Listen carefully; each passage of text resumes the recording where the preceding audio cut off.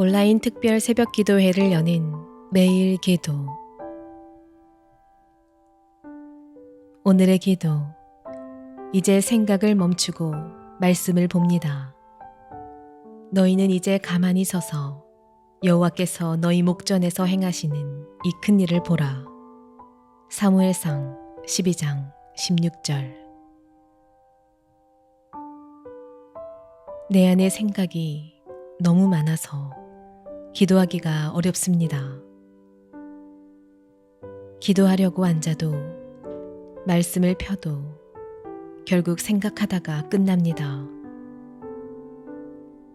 사탄은 우리에게 생각하라고 속삭이고 성령님은 우리를 기도와 묵상의 자리로 이끄십니다. 분주함으로 소리를 내고 다툼을 일으키는 것을 멈추게 하시고 하나님이 친히 일하심으로 소리가 나지 않고 화해와 연합이 일어나게 하옵소서.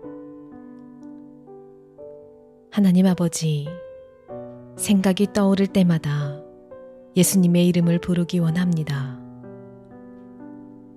기도가 되지 않을 때마다 성경을 펴기로 결단합니다. 돈을 사랑하는 것이 일만하게 뿌리라면 종일 내 생각만 하는 것은 신만하게 뿌리인 것을 깊이 깨닫기 바랍니다. 내 생각만 하는 탓에 자기 연민과 염려, 자아도취에 빠져서 하나님과 상관없는 삶을 살까 두렵습니다. 오직 말씀을 통해 하나님의 뜻을 알고 그 안에 머무르며 온전히 순종하게 하옵소서. 예수님의 이름으로 기도합니다. 아멘. 한 번 더 깊이 묵상하며 기도하시기 바랍니다. 온라인 특별 새벽 기도회 두 번째 주 수요일입니다. 오늘 우리에게 주시는 하나님의 말씀은 로마서 8장 16절입니다. 성령이 친히 우리의 영과 더불어 우리가 하나님의 자녀인 것을 증언하시나니. 로마 가톨릭과 개신교 사이의 중대한 차이점은 구원의 확신에 관한 것입니다. 적어도 종교개혁 시기에 로마 가톨릭은 성도가 이 세상에서 구원의 확신을 가지는 것이 불가능하다고 가르쳤습니다. 하지만 우리는 오늘 본문을 통해 그런 가르침이 매우 모순적이라는 것을 확인할 수 있습니다. 바울은 다음과 같이 말합니다. 성령이 친히 우리의 영과 더불어 우리가 하나님의 자녀인 것을 증언하시나니. 성령님께서 친히 우리가 하나님의 자녀라고 증언하십니다. 어떤 사람의 증언이 아닙니다. 어떤 위대하고 중요한 인물의 증언도 아닙니다. 성령님의 증언입니다. 성령님께서 친히 우리에게 알려주십니다. 따라서 우리가 구원의 확신을 가지는 것은 당연한 일입니다. 성령님이 친히 알려주신 대로 우리가 하나님의 자녀라면 하나님께서 우리를 버리지 않을 것은 확실하기 때문입니다. 우리가 하나님의 자녀라면 하나님은 반드시 우리를 구원하실 것이기 때문이죠. 그래서 성경은 성령님의 사역을 인치는 것이라고 말합니다. 인을 친다는 것은 도장을 찍는다는 것이죠. 어떤 계약이 최종적으로 마무리되었다는 것을 뜻합니다. 인을 치는 순간 계약 당사자는 모든 일이 완료되었다라는 것을 확신합니다. 인을 친 이상 계약은 파기될 수 없습니다.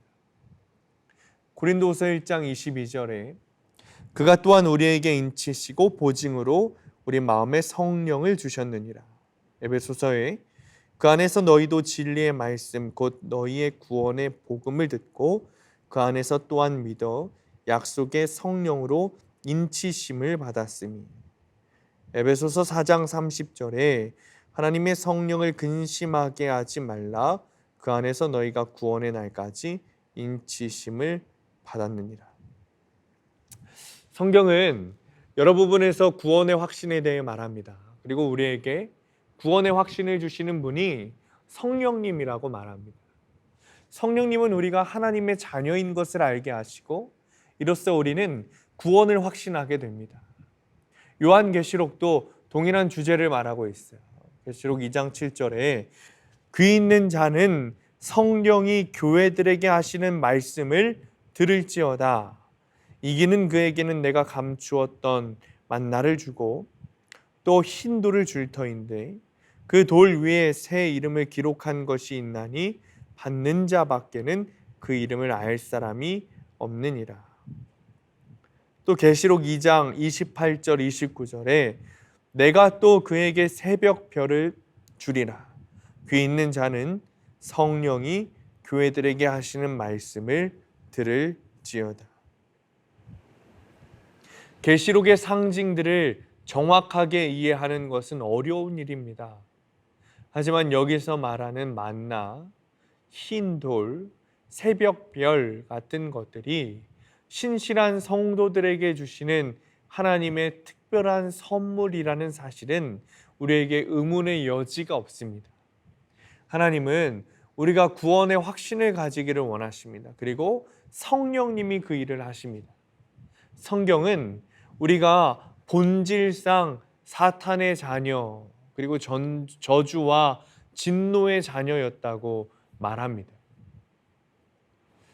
하지만 지금은 다릅니다. 이제 우리는 하나님의 자녀입니다.